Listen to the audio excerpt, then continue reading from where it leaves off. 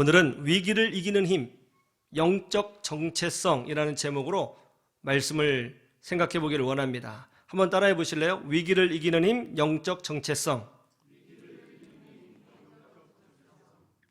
아주대학교 이국종 교수님이 후배 의사들 앞에서 의사란 누구인가? 라는 주제로 강연을 한 적이 있습니다.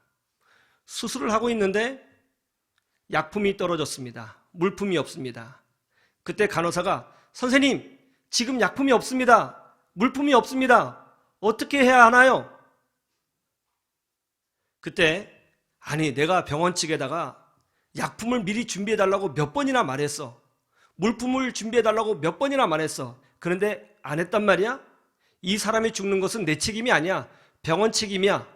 하면서 여러분, 그냥 환자를 포기할 겁니까? 여러분, 의사는 어떻게 해서든지 환자를 살려야 되는 것입니다. 물품이 없다고, 약품이 없다고 불평불만할 시간이 없습니다. 어떤 일이 있어도 환자를 살려내야죠. 그게 의사예요. 한밤중에 구조대원이 헬기를 타고 섬에 가자고 하면 가야죠. 가서 환자를 살려내야 되는 것입니다.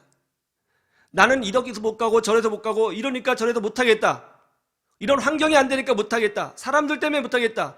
그래서 나닥빠져 있는 것은 의사의 길이 아닙니다. 어떤 일을 경험하든 의사는 환자를 살려야 되는 것입니다.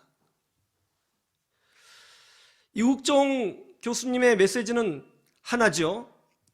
의사로서 가지고 있어야 될 자질 첫 번째는 의사는 과연 누구인가? 라고 하는 분명한 자기 정체성이어야 한다는 것입니다. 그런 자기 정체성이 분명하지 않으면 위기가 올 때, 어려움이 올 때 그 위기와 어려움을 헤쳐나가지 못하게 되고 의사로서의 해야 할 일을 하지 못하게 된다는 것이죠. 굉장히 일리 있는 말입니다. 우리 그리스도인들도 한 번쯤은 새겨 들어야 할 메시지라고 저는 생각을 합니다. 정체성은 내가 어떻게 살아야 되느냐, 무엇을 위해서 살아야 되느냐, 그리고 왜 살아야 되느냐에 대한 분명한 답을 줍니다.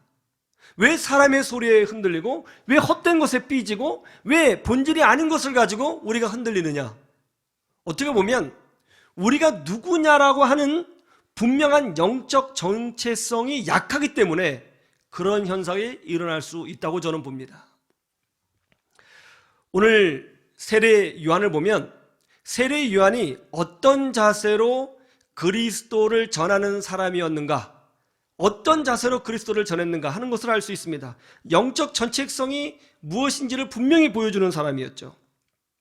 제사장들과 레위 사람들이 세례 요한을 찾아왔습니다. 넌 누구냐? 도대체 무슨 권리로, 무슨 자격으로 세례를 주느냐? 네가 메시아냐? 아니면 엘리야냐? 아니면 선지자냐? 넌 도대체 뭐야? 네가 뭔데 세례를 주는 거야? 아주 위협적인 질문입니다. 공격적인 질문이죠. 넌 도대체 누구냐라고 묻는 유대인들 앞에서 세례 요한의 답변이 뭐였습니까? 나는 그리스도도 아니고 엘리야도 아니고 선지자도 아니다. 나는 그저 예수님의 길을 예비하는 광야에서 외치는 소리일 뿐이다.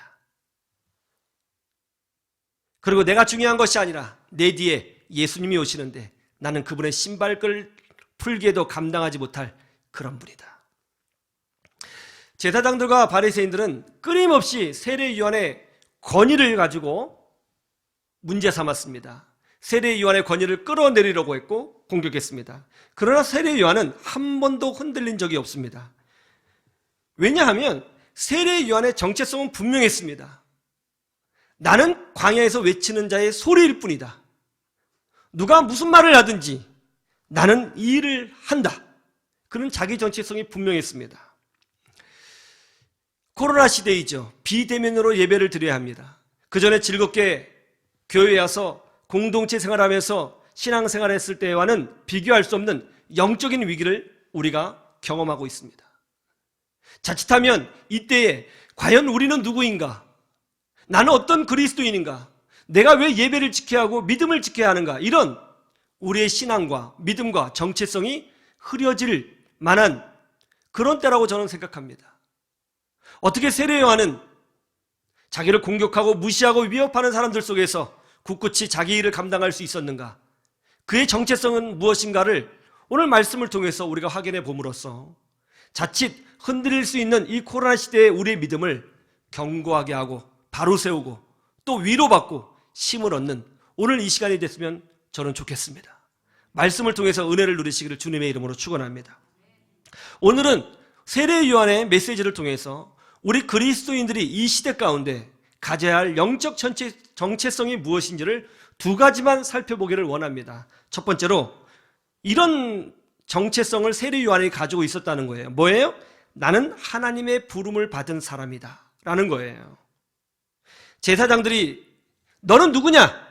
물었습니다. 그때 세례 요한의 답변이 뭐죠? 이거였죠. 23절 한번 보시죠.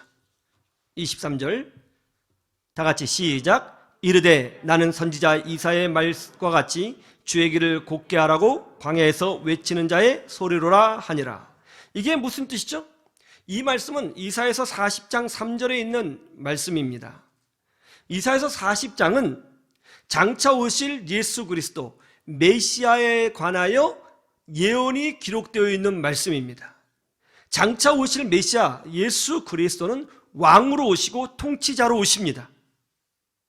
그런데 여기서 외치는 자의 소리란 무엇이죠? 그건 이것입니다. 옛날에 왕이 행차할 때에 사람들에게 왕이 행차하신다는 사실을 어떻게 알려줍니까? 이렇게 알려주죠. 맨 앞에 선 사람이 소리를 지릅니다. 호이! 호이! 물러가라! 어차가 행차하신다! 이렇게 외치죠. 그렇게 소리를 지르면 사람들이 소리를 듣고 깜짝 놀라서 납작 엎드립니다. 여기서 앞에서 호이! 호이! 어차가 지나가신다! 라고 외치는 자의 소리라고 하는 거예요. 예수님께서 왕으로 오십니다. 어떻게 알아요? 외치는 자의 소리가 있어야 되는 거죠. 광야에서 호이! 호이! 주께서 오신다! 그를 맞이하라! 외친다는 거죠.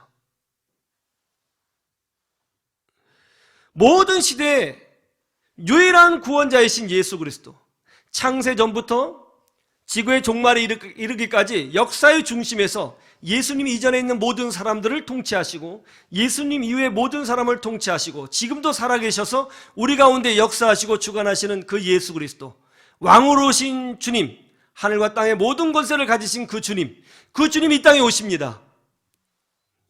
그때 세례 요한은 예수 그리스도의 행차하심을 알리는 소리로서 하나님의 부름을 받았다고 자기 자신을 소개하고 있는 거예요. 내가 누구냐고?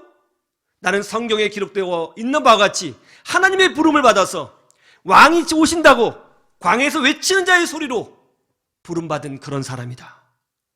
그러니까 제사장인 너희들이 인간적으로는 대단한 권력을 가지고 있지만 나는 하나님의 부름을 받았기 때문에 너희들이 무슨 말을 하든지 간에 나는 내 일을 할 것이다. 이렇게 선포하고 있는 것입니다. 나는 하나님의 부름을 받은 사람이다. 이런 분명한 자기 정체성, 확신이 있는 사람들은 사람들의 공격과 사람들의 메시지에 흔들리지 아니하고 오히려 그때 더 강력한 영적인 능력을 발휘할 수 있는 것입니다. 로마서 1장 1절에 보면 사도 바울이 자기 자신을 이렇게 설명하고 있죠. 한번 보시죠. 로마서 1장 1절. 로마서 처음이니까 1장 1절이겠죠. 제일 처음에 이렇게 사도 바울은 자기 자신을 소개하고 있습니다. 로마서 1장 1절 함께 볼까요? 예수 그리스도의 종 바울은 사도로 부르심을 받아 하나님의 복음을 위하여 택정함을 입었으니. 사도 바울이 지금 자기 자신을 어떻게 소개하고 있죠? 부르심을 받아 선택된 사도라고 설명하고 있습니다. 자기 스스로 사도가 된 사람이 아닙니다. 부르심을 받았다는 거예요. 로마서 다음에는 고린도전서죠. 고린도전서 1장 1절도 보시죠. 이렇게 되어 있습니다. 여기에서도 사도 바울은 이렇게 자기 자신을 소개합니다. 고린도전서 1장 1절 다 같이 시작. 하나님의 뜻을 따라 그리스도 예수의 사도로 부르심을 받은 바울과 형제 소스데네는 자기 자신을 어떻게 소개하고 있죠? 하나님의 부름을 받은 사람이다. 하나님의 부르심을 받은 사람이다. 이렇게 소개하고 있습니다. 사도 바울이 쓴 서신서가 신약 성경에 12권입니다. 그런데 모든 사도 바울의 서신서의 첫 서두에는 자기 자신을 이렇게 소개하고 있죠. 하나님의 부름을 받은 나 바울은, 예수 그리스도의 부르심을 받은 나 사도 바울은, 그렇게 소개를 하고 있습니다. 왜 그렇게 소개하고 있을까요? 그 당시에 사람들이 사도 바울을 불신하고 모함하고 공격했기 때문에 그런 거예요. 바울은 사도가 아니야. 사도가 되려면 예수님의 직속 제자여야지. 그런데 바울은 예수님의 직속 제자가 아니잖아. 예수님을 만난 적도 없어. 그런데 어떻게 바울이 사도라는 거야? 사람들은 바울을 믿지 않았습니다. 예수님의 11 제자가 사도 바울을 사도라고 인정을 했습니다. 그리고 베드로 사도께서도 사도 바울을 진정한 12번째 사도라고 인정을 했습니다. 마띠아는 사도가 아닙니다. 사도 바울이야말로 하나님이 부르신 사도였습니다.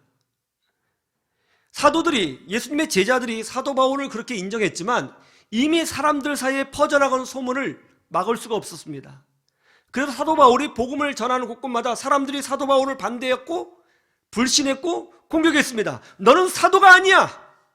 우리는 너의 말을 듣지 않을 거야. 가는 곳곳마다 그런 사람을 만났어요. 가는 곳곳마다. 여러분, 이거 얼마나 힘들었겠어요. 가는 곳곳마다 나를 반대하고, 가는 곳곳마다 나를 불신하고, 가는 곳곳마다 나를 인정해 주지 않고, 가는 곳곳마다 나를 의심하는 사람들을 만납니다. 정말 힘들었을 겁니다. 그럼에도 불구하고 그가 사람의 소리에 흔들리지 아니하고 주의 복음을 묵묵히 감당하며 이방 땅에 들어가 복음을 전하고 교회를 세울 수 있었던 힘이 뭡니까? 바로 여기 있었죠. 하나님의 부름을 받은 나 바울은 하나님의 부름을 받았다는 겁니다. 내가 스스로 사도가 된 것도 아니고 사람들이 나를 사도로 만들어준 것도 아니고 제비를 뽑아서 된 것이 아니라 하나님이 직접 나를 불러주셨다. 나는 하나님의 부름을 받은 사람이다. 이런 분명한 자기 정체성이 그에게 있었기 때문에 사람의 소리에 흔들리지 않냐고 묵묵히 교회를 세우는 일을 감당할 수 있었다는 것이죠. 나는 하나님이 부르신 사람이다. 이런 확신이 우리 가운데에도 있어야 될 줄로 믿습니다. 이것이 신앙의 첫 번째 단추이어야 하는 것이죠. 여러분, 자녀를 키우다 보면 자녀가 말을 안 들을 때가 있죠. 정말 너무너무 지독하게 말을 안 들을 때가 있습니다. 그 혼을 내죠.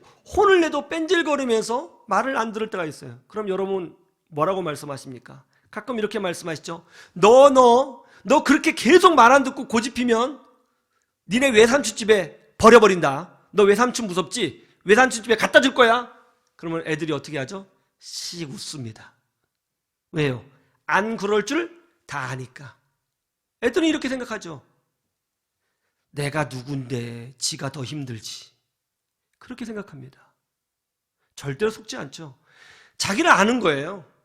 자기 정체성이 분명한 어린아이는 건강하게 성장합니다. 마찬가지로 우리 신앙에서도 우리가 가지고 있어야 될 정체성이 뭐냐면 나는 하나님의 부름을 받은 사람이라고 하는 정체성이어야 하는 것이죠. 여러분, 오늘 예배 드리러 오셨습니다. 그리고 지금 비대면으로 예배 드리시는 분도 계십니다. 내가 하나님 말씀을 듣기를 원하고 예배당에 오기 원하는 마음, 여러분 이것이 어떻게 생긴 겁니까? 여러분 스스로 예배 드리고 싶은 마음이 생기도록 만들었다고 생각하세요? 예배 드리고 싶은 마음, 은혜 받고 싶은 마음, 말씀을 사모하는 마음은 사람이 만들어낼 수 있는 마음이 아닙니다. 이것은 하나님이 주시는 것입니다. 여러분 안에 계신 성령께서 자극을 주셔서 은혜 받기 원하고 말씀 듣기 원하고 찬송하기 원하고 예배드리고 싶은 마음이 생기도록 성령께서 인도하시는 것입니다. 그래서 여러분이 이 자리에 앉아 있는 것이고 이 코로나 시대에 영상으로나마 예배 드리려고 하는 것입니다. 의무감 때문이 아니라 여러분 안에 계신 성령께서 여러분의 마음을 흔들기 때문에, 여러분에게 예배 드리도록 촉구하고 있기 때문에 그 부르심에 이기지 못해서 이 자리에 앉아 있는 것입니다. 그럼 그 성령의 역사하심은 왜 있는 것입니까? 왜 있는 것입니까? 여러분이 하나님의 사람이요, 성령을 받은 사람이요, 하나님의 부름을 받은 사람이기 때문에 그런 성령의 역사가 여러분 안에서 운동하고 있는 것입니다. 이런 분명한 영적인 정체성을 가지고 있어야 되는 것입니다. 내가 누구인가? 내가 지금 왜 예배를 드리는 것인가? 왜 나는 은혜를 사모하는 것인가? 왜 나는 교회를 사랑하는 것인가? 예, 사람이 만들어낸 마음이 아닙니다. 하나님이 주시는 것입니다. 그것이 하나님이 주시는 마음이라면 여러분은 하나님의 사람이요, 하나님의 부름을 받고 있다는 명백한 증거가 되는 것입니다. 나는 하나님의 부름을 받은 사람이다. 나는 신에게 속한 사람이다. 내 안에 성령이 계시다. 이런 분명한 영적인 정체성을 소유하고 있으셔야 됩니다. 이 믿음으로 승리하시기를 주님의 이름으로 축원합니다. 두 번째, 나는 예수님을 자랑하는 사람이다. 이것이 세례 요한이 보여준 정체성이었습니다. 나는 예수님을 자랑하는 사람이다. 25절 말씀을 보세요. 25절 같이 볼까요? 시작. 또 물어 이르되 내가 만일 그리스도도 아니요 엘리야도 아니요 그 선지자도 아닐진데 어찌하여 세례를 베푸느냐. 유대인들이 와서 묻습니다. 너는 선지자도 아닌데 무슨 자격으로 세례를 주는 것이느냐. 그러자 세례 요한의 답변이 뭐죠? 26절 27절 이렇게 답변을 합니다. 같이요. 시작. 요한이 대답하되 나는 물로 세례를 베풀거니와 너희 가운데 너희가 알지 못하는 한 사람이 섰으니 곧 내 뒤에 오시는 그이라. 나는 그의 신발끈을 풀기도 감당하지 못하겠노라 하더라. 여러분, 좀 재밌는 말씀이죠? 가만히 보면 상당히 이상한 말씀입니다. 바리새인들이 이렇게 질문했어요. 너는 무슨 자격으로 세례를 베푸느냐? 그러면 뭐라고 답변을 해야 되죠? 내가 선지자이기 때문에 세례를 베푼다. 혹은 하나님이 세례를 베풀라고 명령하셔서 세례를 베푸는 것이다. 이렇게 답변을 해야 문맥상 맞는 것입니다. 그렇죠? 그런데 지금 세례 요한의 동문서답을 하고 있죠? 무슨 자격으로 세례를 베푸느냐? 그러니까 세례 요한이 무슨 자격으로 세례를 베푼다고 말하지 않고 그냥 예수님 이야기를 해버립니다. 마치 이런 거죠. 무슨 자격으로 세례를 베푸느냐? 신학교는 나왔느냐? 선지자냐? 네가 목사냐? 그러자 세례 요한은 예수님은 엄청난 분이십니다. 이렇게 답변을 했다는 거예요. 무슨 자격으로 세례를 베푸느냐? 예수님은 엄청난 분이십니다. 동문서답이죠. 문맥하고는 전혀 상관없는 답변이었습니다. 아니, 왜 세례 요한이 이런 동문서답을 했을까요? 그 이유가 뭘까요? 그건 이거죠. 당신들은 나에게 관심이 많습니까? 나 세례 요한이 세례를 주는 것에 관하여 관심이 많습니까? 나에게 관심을 두지 마십시오. 내가 세례를 주던 말던 그런 건 하나도 중요한 것이 아닙니다. 나는 주인공이 아닙니다. 여러분들이 정말로 관심을 가져야 할 분은 한 분이 있습니다. 바로 예수님입니다. 나는 예수님의 신발끈을 풀기에도 감당하지 못할 그런 하찮은 존재에 불과합니다. 정말 여러분이 관심을 갖고 질문해야 할 분은 바로 내 뒤에 오시는 그분 예수님입니다. 예수님에게 관심을 가지셔야 됩니다. 그렇게 말하고 있는 거예요. 세례 요한이 자기를 자랑하고 자기를 증명하려 했다면 사람들이 말로 자기를 공격했을 때에 인신공격처럼 느껴졌을 것입니다. 나를 증명하려고 하는데 나를 공격해? 화나죠. 분노했을 것입니다. 그러나 세례 요한은 분노하지 않습니다. 왜냐하면 분명한 자기 정체성이 있었거든요. 사람들이 어떤 말을 하든지 나는 예수만 자랑하리라. 내 존재의 목적은 예수 그리스도를 드러내는 것이다.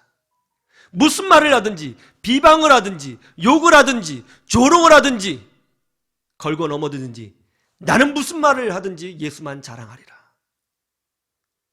세례 요한은 사람의 말에 흔들리지 않습니다. 사람들이 사도 바울을 공격합니다. 사도 바울은 글은 잘 쓰지만 설교가 좀 약해. 설교에 능력이 없어. 메시지가 왜 저래? 그러자 사도 바울이 이렇게 답변합니다. 예, 맞습니다. 그래서 우리 하나님이 정말 놀라우신 분이십니다. 나같이 부족한 사람, 나같이 말을 버벅거리는 사람, 말 더듬는 사람, 설교에 능력이 없는 사람을 붙드셔서 영혼을 구원하시고 교회를 세우고 계시니 말입니다. 우리 하나님이 그런 하나님이십니다. 얼마나 좋으신 분이신가요? 여러분도 주님께 돌아오시면 이렇게 쓰임받을 수 있습니다. 사람들이 베드로를 조롱했죠. 아니, 무식한 어부 출신이라며? 글은 좀 띄었어? 글은 좀 알아? 그런 사람이 어떻게 사도야? 그러자 베드로가 이렇게 답변합니다. 그러므로 여러분, 이 얼마나 놀라운 일입니까? 저같이 무식한 자를 통해서도 하나님은 일을 하고 계시고 저같이 연약한 자를 통해서도 하나님이 그의 권능을 보여주고 계십니다. 비록 부족하고 연약하지만 하나님 손에 붙들리면 저같이 무식한 자도 쓰임받을 수 있습니다. 우리 하나님 그런 분이십니다. 여러분도 주님께 돌아오십시오. 팔다리가 없는 닉 부이치치 목사님에게 사람들이 질문합니다. 팔다리도 없는 장애로 하나님의 일을 하시는 거 보니 정말 대단하십니다. 그러자 닉 부이치치 목사님이 이렇게 답변했죠. 제가 대단한 것이 아닙니다.